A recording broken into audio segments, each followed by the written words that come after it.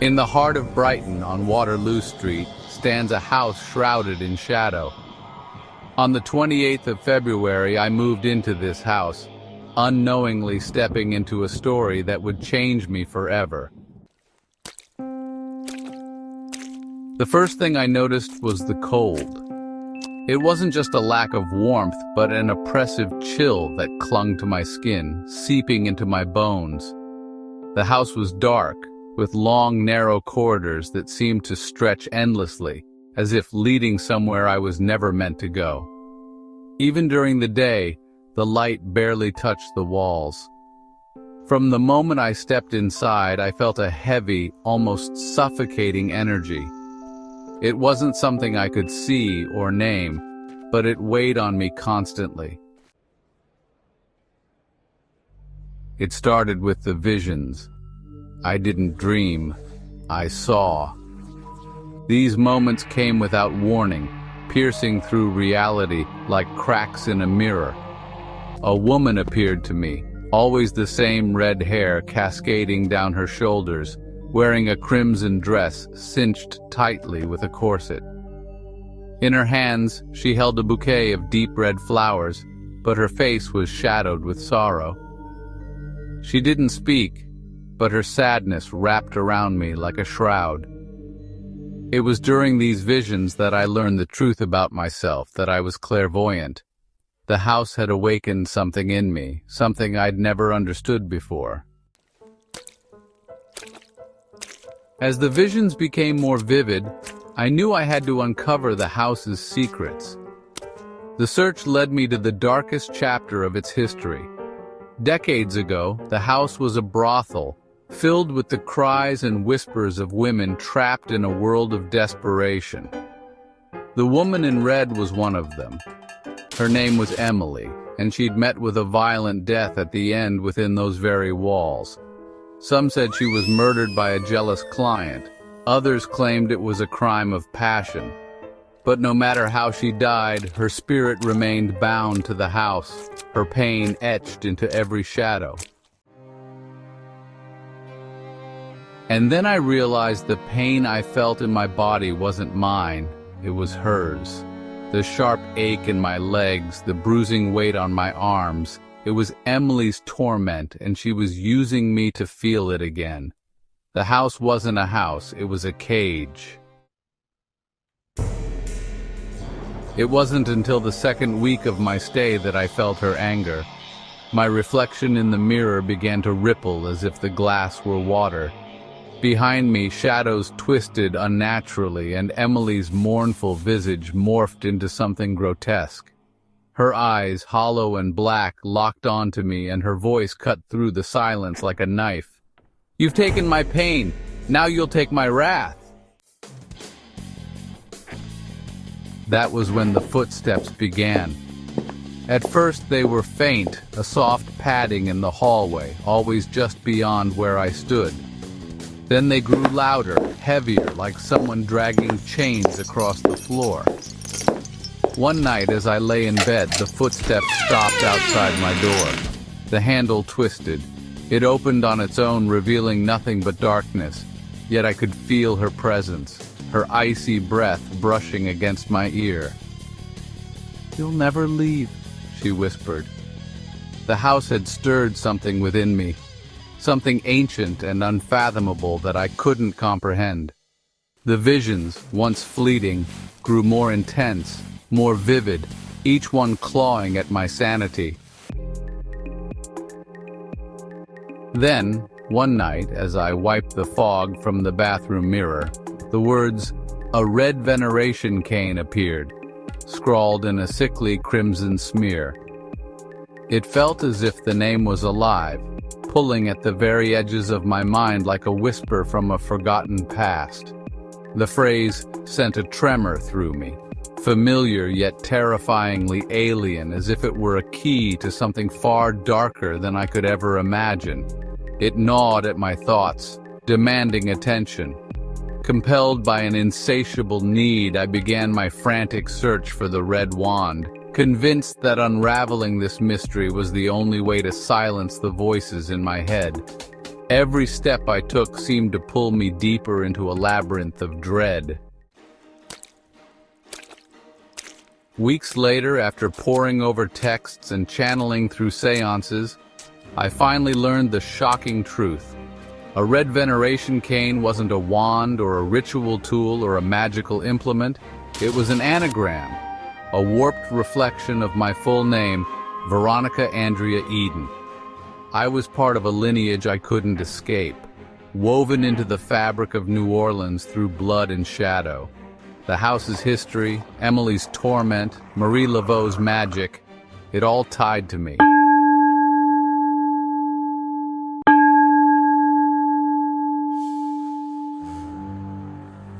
The connection went deeper than I'd feared. My gift for visions wasn't an accident, it was her legacy coursing through me. Marie's story wasn't just a tale of the past. It was my story, etched into my veins like a curse.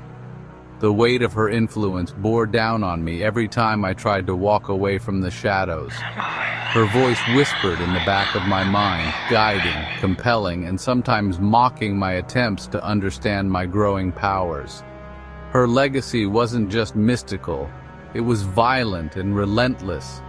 The spirits she commanded and the enemies she'd claimed in life became my companions in this dark inheritance.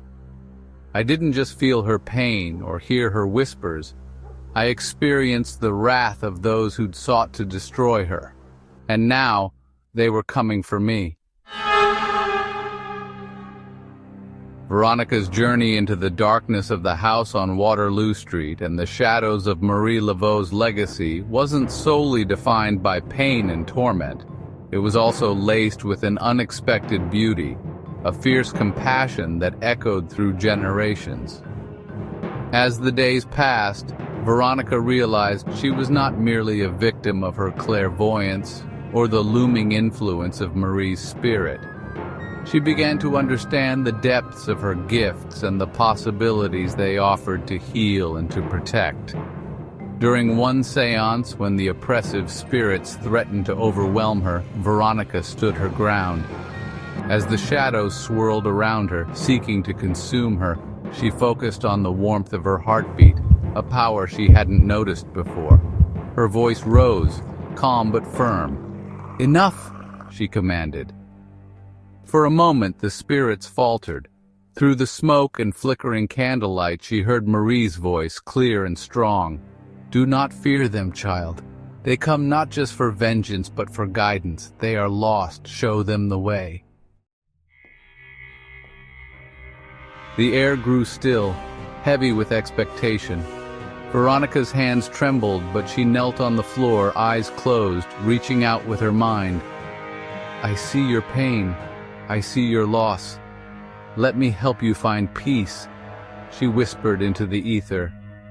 One by one, the spirits began to dissipate, their anger replaced by sorrow. In their departure, they left behind fragments of memories, lives interrupted, stories incomplete. Veronica's tears fell freely as she bore witness to their suffering, feeling Marie's energy flowing through her, amplifying her resolve. In that moment, Veronica understood. Her role wasn't just to wield power, but to be a beacon for those trapped in darkness. The echoes of Marie's life also revealed the good she had done for her community. Amid the swirling legends of curses and spells were tales of a healer who risked her safety to aid the sick and oppressed. "People came to me for hope when the world gave them none," Marie said once in a dreamlike vision, her tone both proud and sorrowful.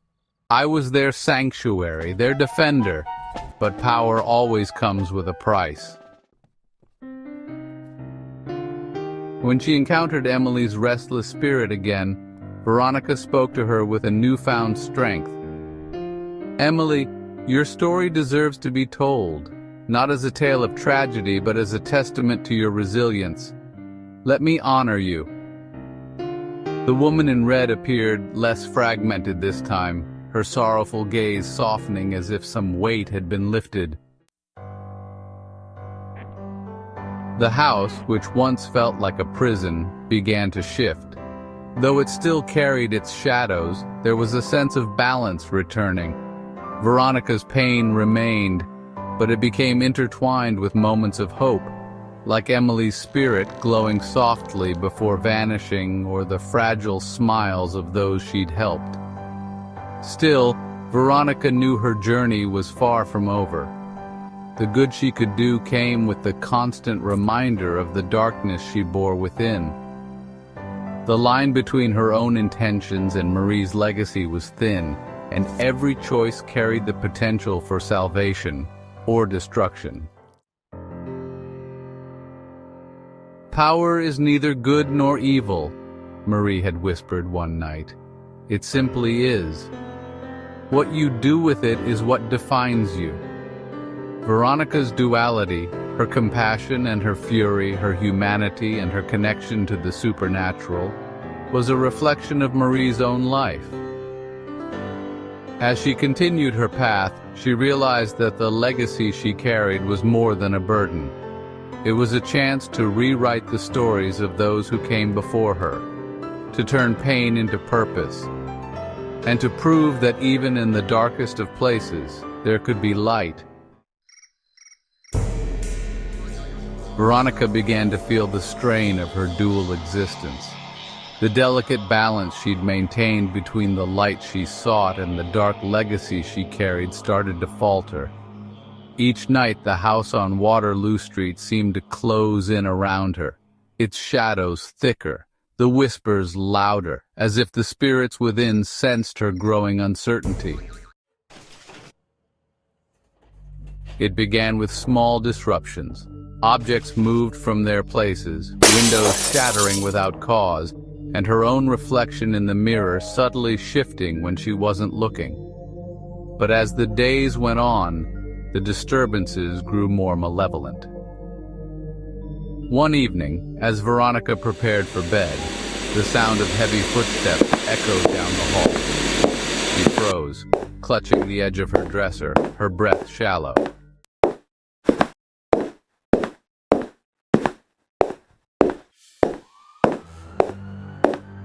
Veronica's voice wavered as she stepped into the dimly lit hallway.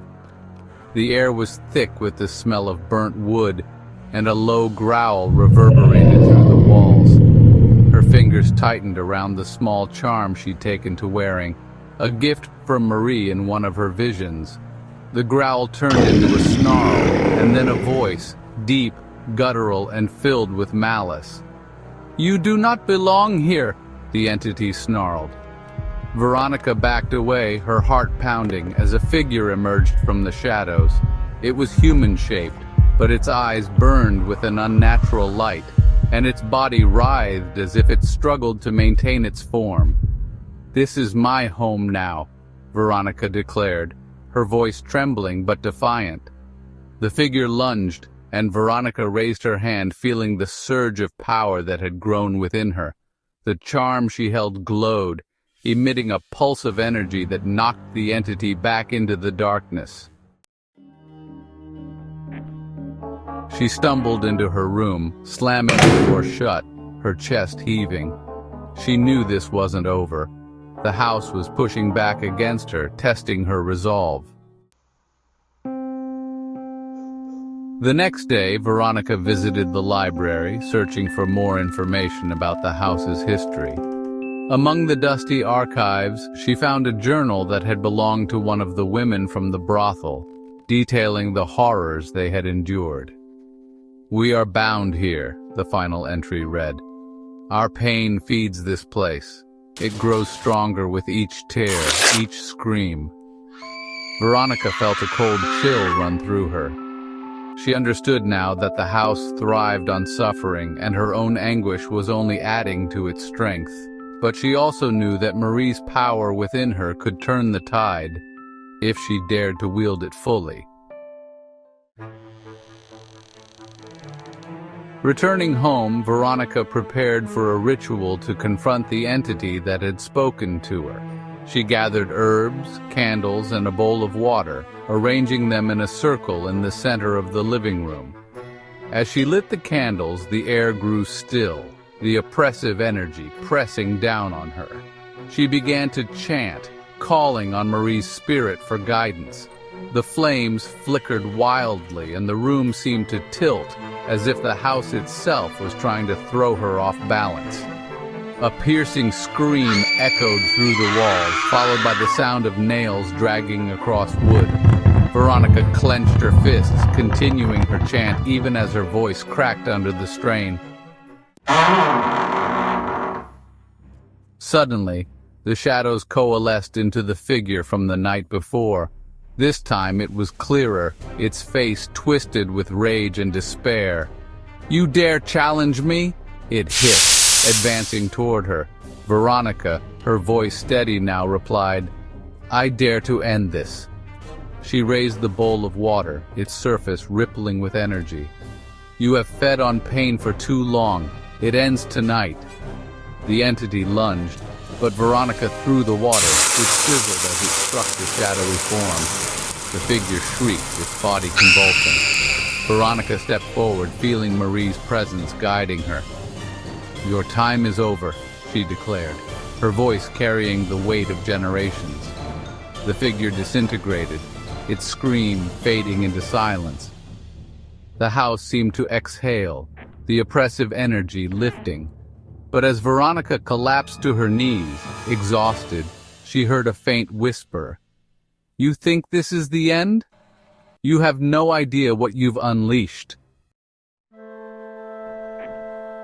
In the aftermath, the house felt different, lighter, quieter. But Veronica couldn't shake the whisper from her mind. She knew she had won a battle, but the war was far from over. As she stared into the mirror that night, she saw her own face. But for a split second, it shifted into Marie's. The reflection smiled, a smile that was both comforting and chilling. "You're stronger than I ever was." "But strength comes with a price," Marie's voice echoed in her mind. Veronica's hands trembled as she reached out to touch the mirror, her reflection solidifying back into her own. She didn't know what lay ahead, but she felt a new resolve building within her. Whatever was coming, she would face it. Not just as Veronica, but as the inheritor of a legacy that was both a blessing and a curse. Veronica sat in her dimly lit room, surrounded by artifacts of her inherited legacy. The air was heavy with the scent of incense, a stark reminder of her recent rituals. Her fingers traced the intricate carvings of a wooden talisman, one of the few possessions passed down through her family. It was a quiet moment, but the weight of her reality was suffocating. Ever since her awakening, the spirit world had become an ever-present force in her life, testing her resolve and morality. As a child, Veronica had always been different. Raised by her grandmother in a secluded bayou, she learned early about the power of herbs, chants, and symbols. Her grandmother, a soft-spoken woman, had whispered cryptic warnings about their bloodline. "Our family carries Marie's fire," she'd said one evening by the hearth.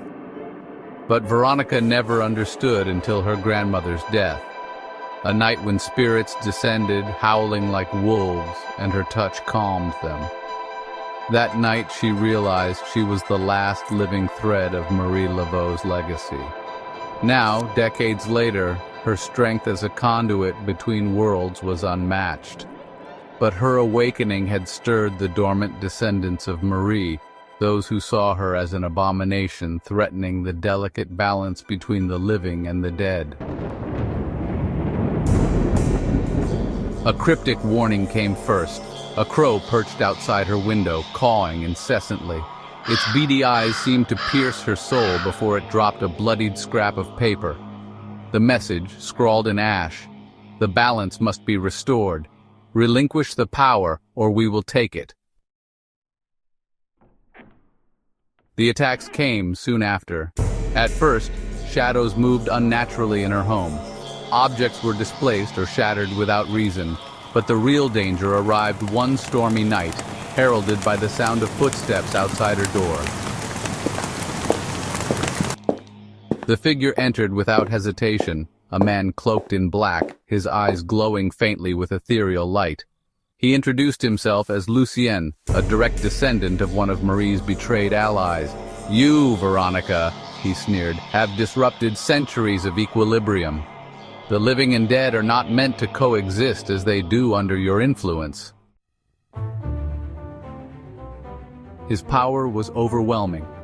Lucien raised a hand and the walls trembled. Spirits he commanded emerged, shrieking with fury. Veronica barely had time to protect herself, drawing on Marie's inherited magic to form a protective barrier. Marie Laveau appeared. Marie's presence was commanding, her aura glowing with golden light.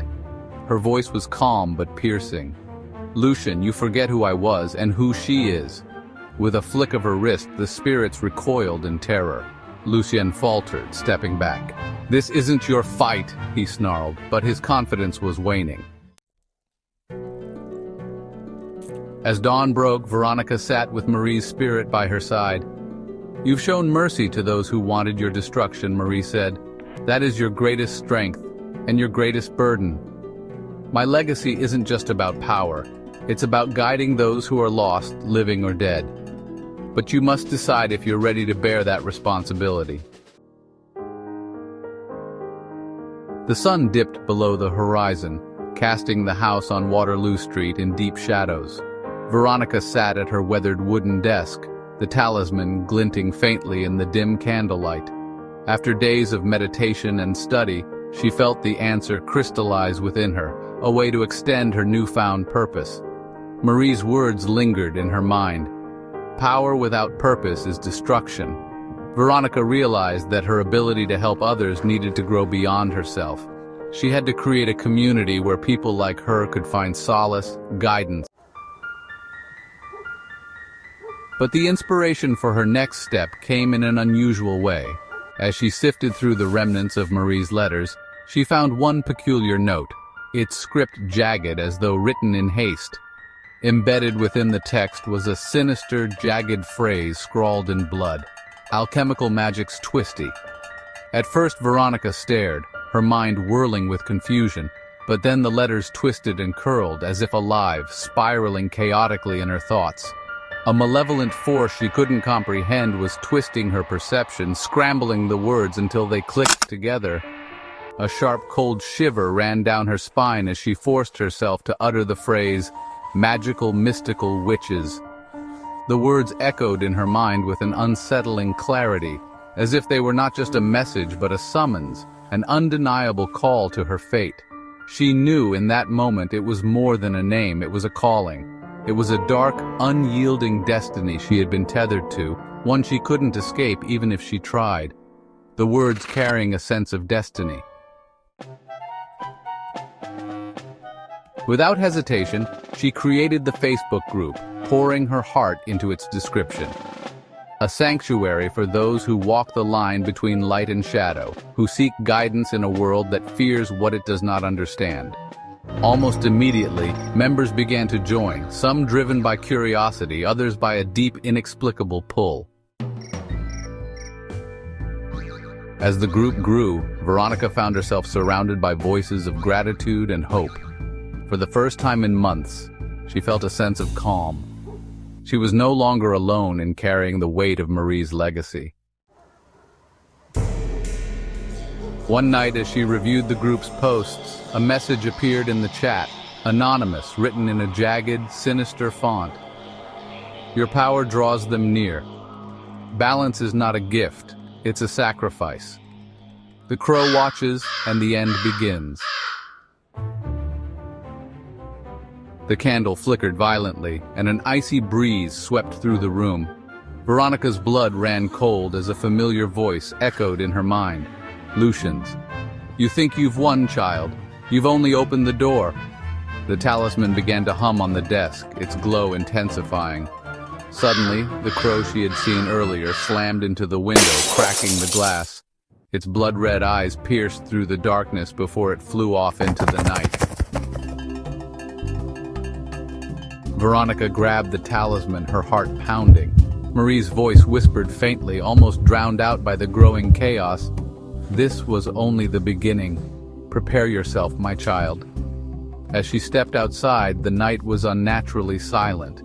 In the distance, the crow cawed once, a sound that echoed ominously.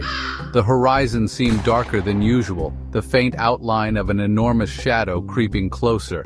Veronica clenched the talisman tightly, her resolve hardening. But for the first time, she felt the weight of true fear. Something larger was coming, and the cracks in the balance were only beginning to show. The end begins.